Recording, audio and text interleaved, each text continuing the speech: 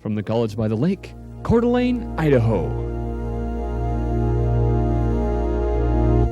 Local, regional, national, and international guests discussing the issues and topics affecting the way you live are on Forum, the North Idaho College Public Forum, with your host and moderator, political scientist Tony Stewart. Welcome to the second week in our series of programs entitled Empowering Women, Achieving Human Rights in the 21st Century. For our viewers who were not with us last week, we started this program and series, and we've been so fortunate to have in our community and on the campus of North Idaho College a group of people who started in 1987 dealing with a desire, and one of the goals being to look at the 21st century as the century that truly realizes that goal of achieving human rights for all people.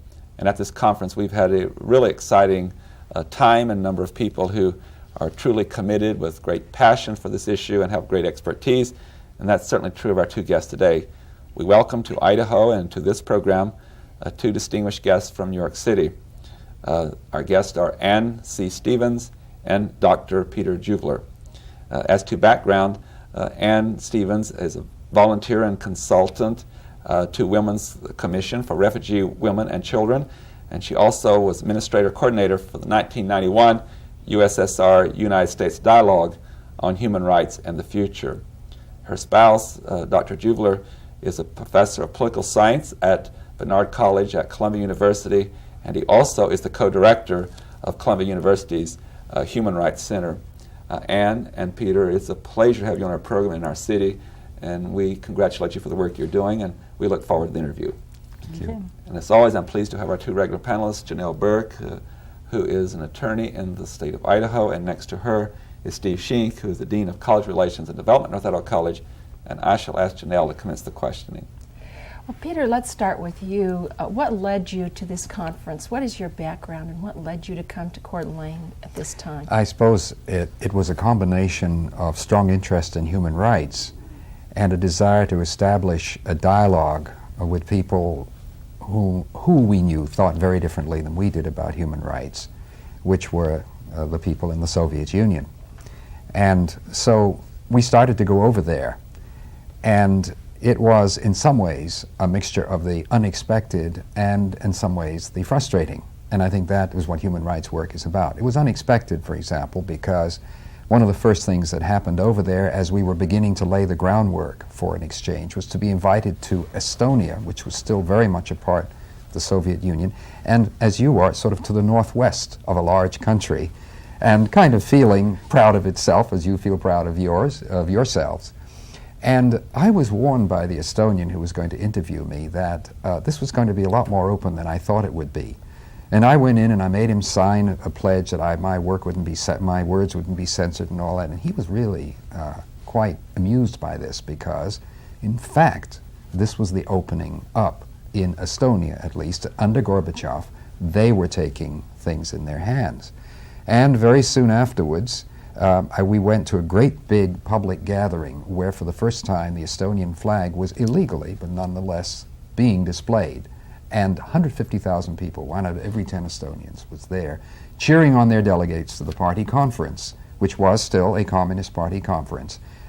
And so, in sum, that was the exciting part. That was the beginning. And there we laid the groundwork for our exchange. The frustrating part, of course, is that the whole work of human rights is a lot harder than anybody would have imagined. And I'm sure that you folks arranging this wonderful meeting here, for which you are to be congratulated, have certainly found that out.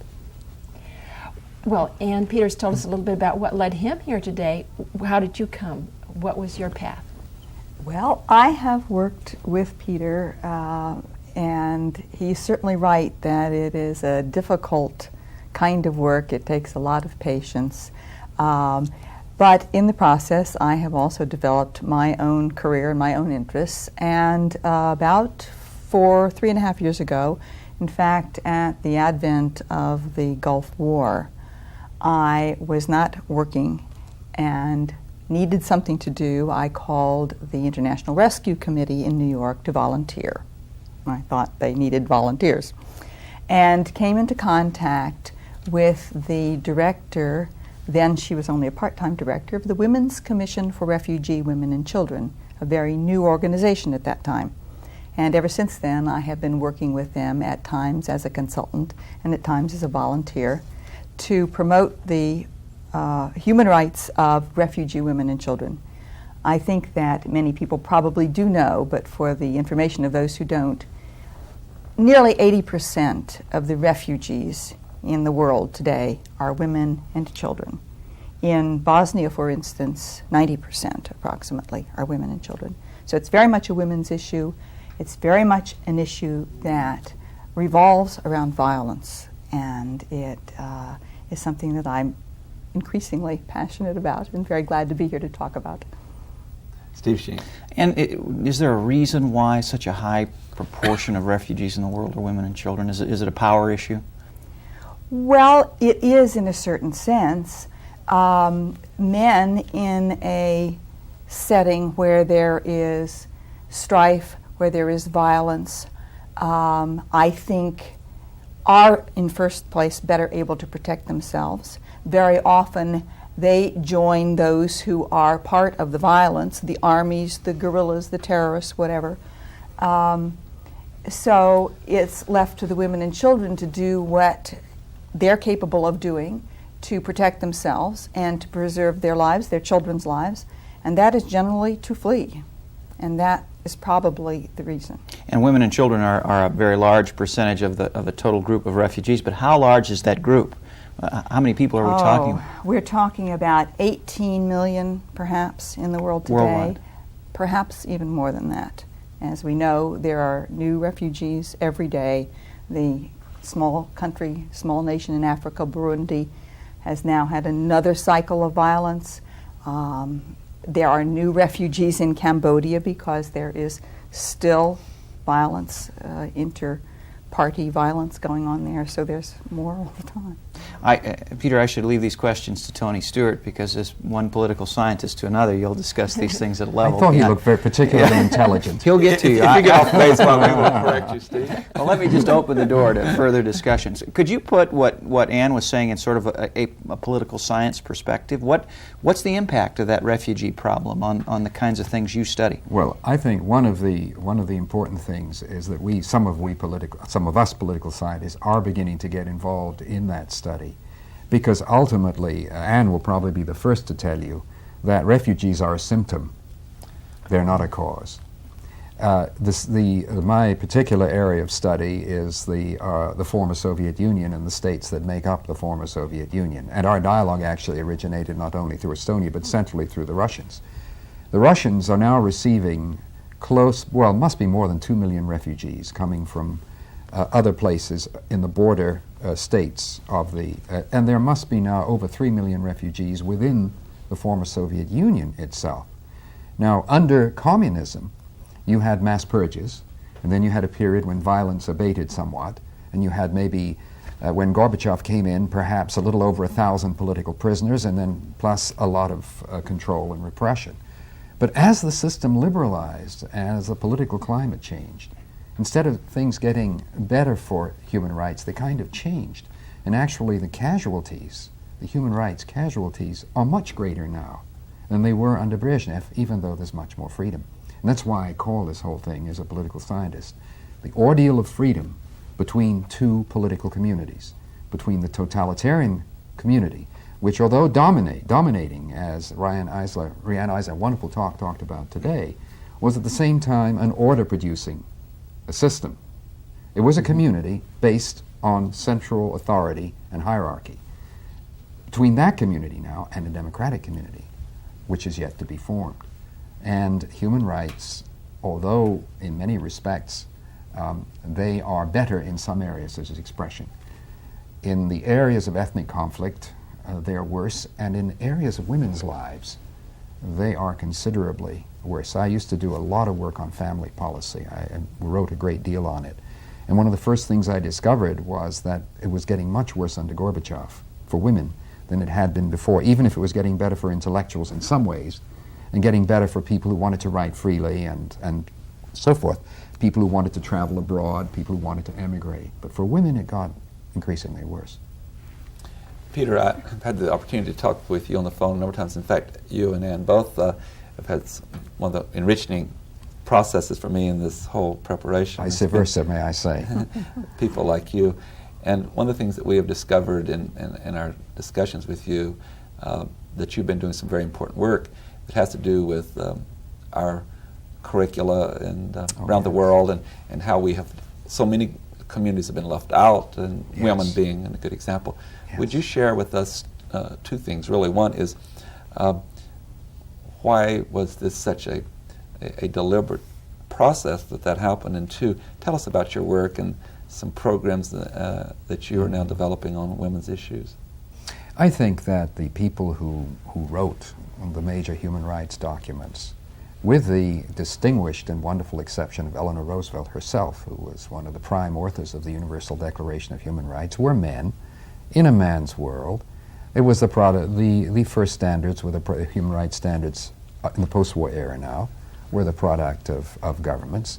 And if you think back, of course, as was referred to today in one of your earlier meetings today, it was the rights of man in the 18th century. It was the rights of slaves and minorities in the 19th century. They were a concern.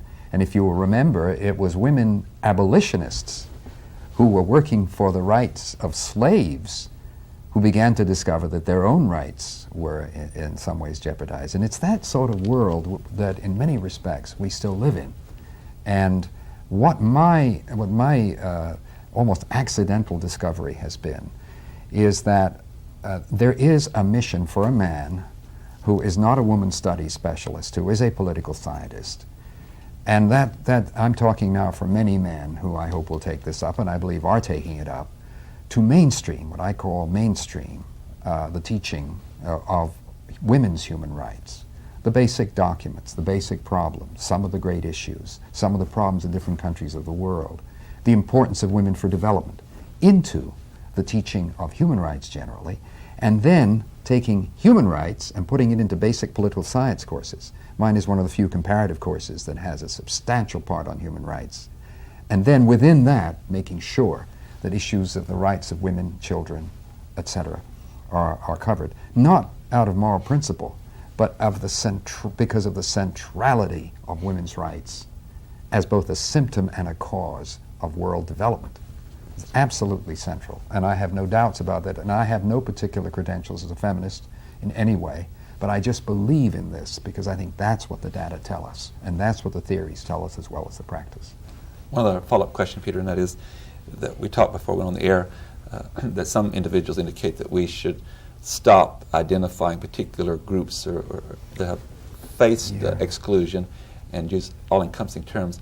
Why is it so important to identify and go through the mainstreaming process that you have just identified? I think this, because in my experience, many people who come into human rights courses are men, and then as they begin to study this, they get hooked on some of these ideas of equality and what this stands for and the kind of world it stands for. Suddenly they encounter the issues of women's rights, which they maybe did not expect to encounter, documents they did not expect to read on women's rights, etc., situations they had never thought about. And all of a sudden, there's a new ball game.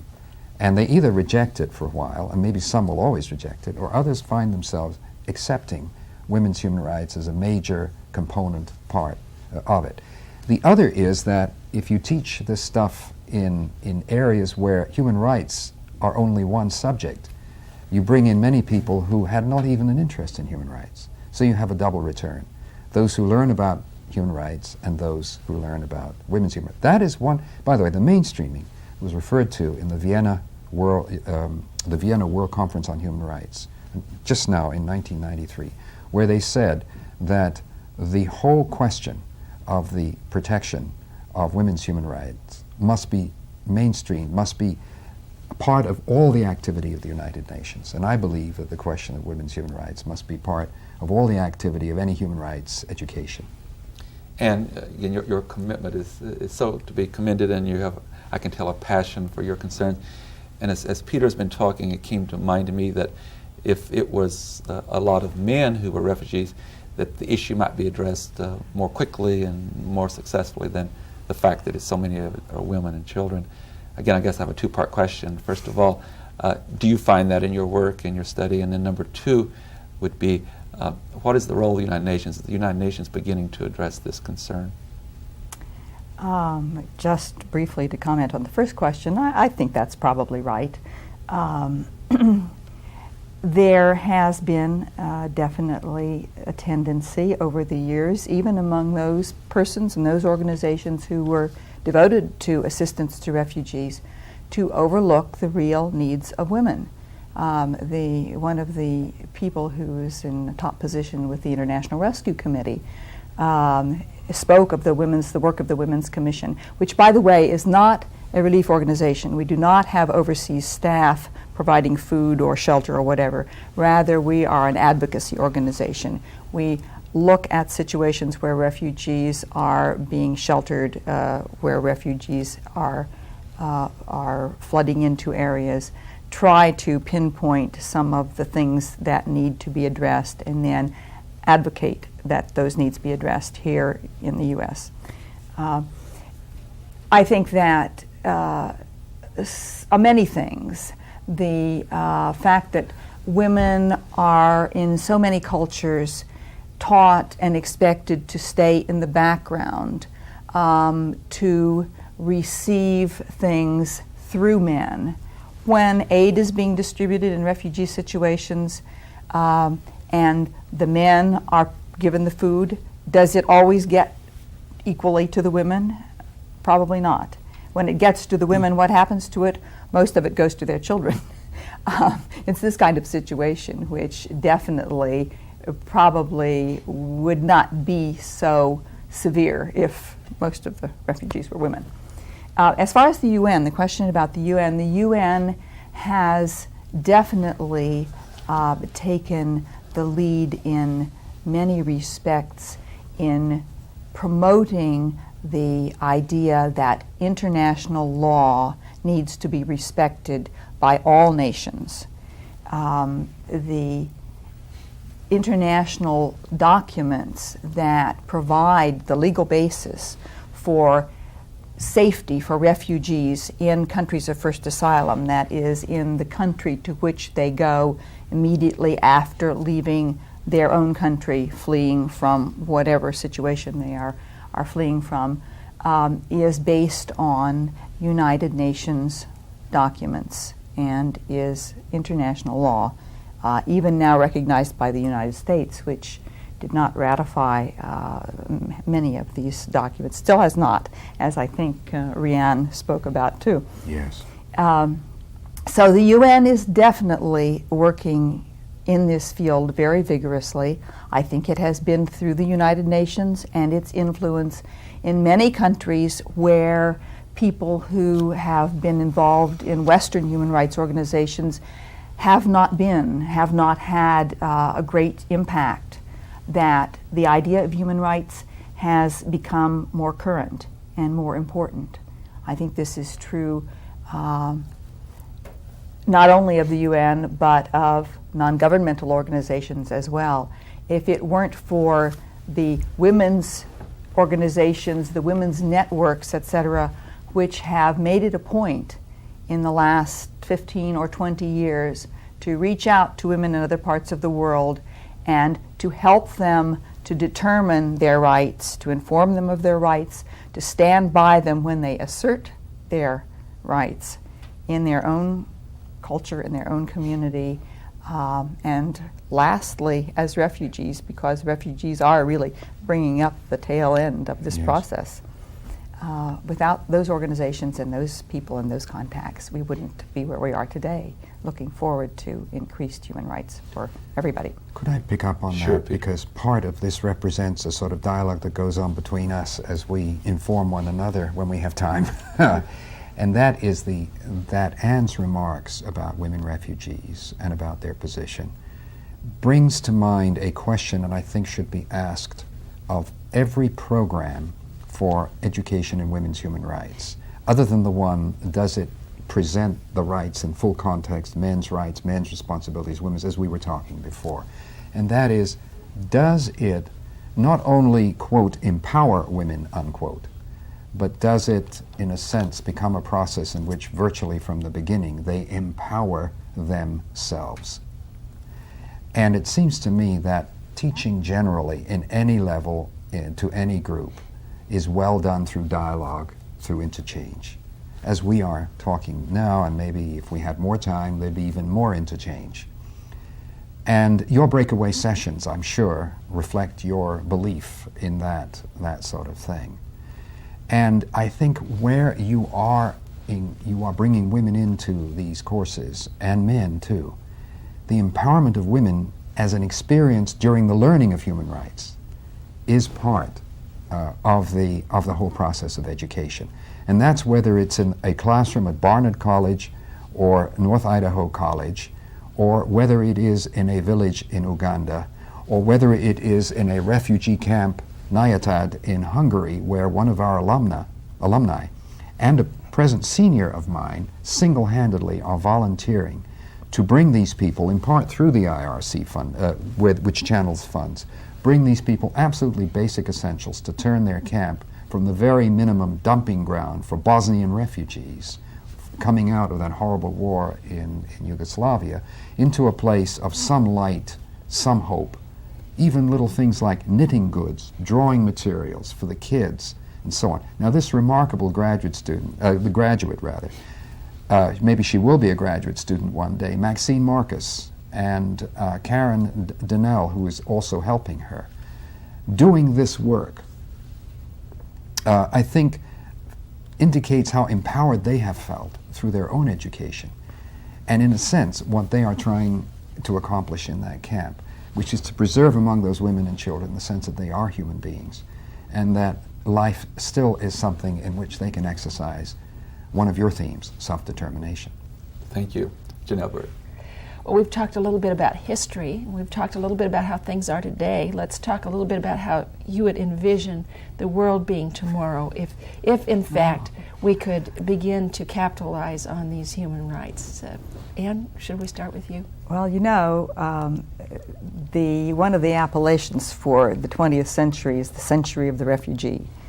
It began early in the century. One place where refugees fled in the early part of the century was from Armenia into Turkey, and with horrible persecutions and suffering. And it's continued to today. I would like to say that I thought things were going to improve immediately. Hearing Riane Eisler speak about 7 more years and how fast those 7 years will go, but on the other hand, 7 years to work on this, 7 years to make a difference, 7 years to try to determine that there will be fewer refugees in the 21st century than there have been in the 20th. It's a goal to entertain. It's certainly something to work for. Mm-hmm. As a very young kid, I heard among the very first voices, the voices of Adolf Hitler saying, we need more living space, and we will make a great Third Reich, and the heck with all of you, and now that war's broken out, you Jews better watch out. And Chamberlain saying, what do we care about a little country, Czechoslovakia, about which we know little, and it's so far away. That was Munich. I was born in London, and as a very young kid, I was evacuated from London during the Munich crisis. And some of us maybe got our first dose of concern about rights through the experience of realizing what a world it was, and it got worse and worse, and it's going back again. So looking ahead is an exercise one does with great caution. How many times have we felt a new euphoria?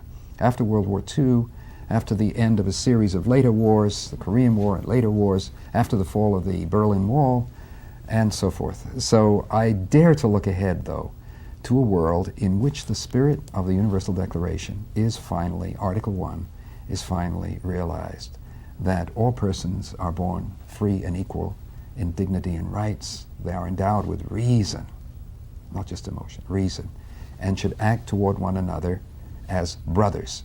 And sisters. And that's exactly the point, that the one thing I would like to add would that it will be a world in which the next equivalent of the Universal Declaration will add sisters. Steve Sheen. I'm going to ask a question here in the closing minutes of the show. I should have asked at the very beginning. But would one of you define refugee for me? Is it always is it always someone who's displaced not just from home but from country, and is it always Yes, involved? indeed. The word refugee in international law, it's often used without referring to this, but is someone who has fled across a border. People who are citizens of a country have a right, and this goes back before the UN to some degree, have a right to the protection of that government. If they are not being protected by that government and have to flee from the place where they have rights under the Constitution, if you're a United States citizen, of course, to another country, they have no rights, or they did not have rights until people began to recognize that this was a serious problem. So, yes, a refugee has to have crossed an international border, a border between nations. They have to be in fear. Otherwise, they can be asked to return to their country. But if they have a well-founded fear of persecution, is the phrase that's often used, then they have the right to the protection of the international community, wherever they are, in the country of first asylum, resettled into another country which will accept them, or in cases that we see increasingly now, repatriated, always voluntarily, never by force, but repatriated to the country of their origin, where they deserve the protection of the international community for their safety after they have returned. If we are going to assist them in returning, advocate that they return, which is often the best solution for refugees, to be able to go back home. Everybody wants to go back home. Then they also have the right to protection in those circumstances, and we ought to be providing it. May I just add one point, because as I was listening to Anne, I was thinking about the people who work with refugees, the wonderful people, and I was thinking that a dream, a vision of the future world should be a world in which wonderful people, such as those who do help, or my friend Bertram Gross, who, after all, is a wonderful man, and with whom it was such a pleasure to. He actually recruited me into his effort, although we independently decided to do this. Such a wonderful man. I think that people like that, and you folks, can really get a chance to have your ideals come to pass, and you have more scope to work. This will be a better world. I'm so sorry to interrupt. I wish we had another hour. I thank both of you, Anne Stevens and Peter Juvler, for absolute eloquent presentation on our program, and I want to say to Anne in particular that you were so gracious to do this when you had to leave immediately and go do a long workshop, and you were very kind to be drafted to come and do that under that kind of schedule, and I thank the panel for their questions. Ladies and gentlemen, I would invite you to be with us again next week at this same time, when we will continue this very important dialogue that we're having on the issue of human rights, achieving human rights in the 21st century, empowering women. Until then, please have a good week. I am Tony Stewart.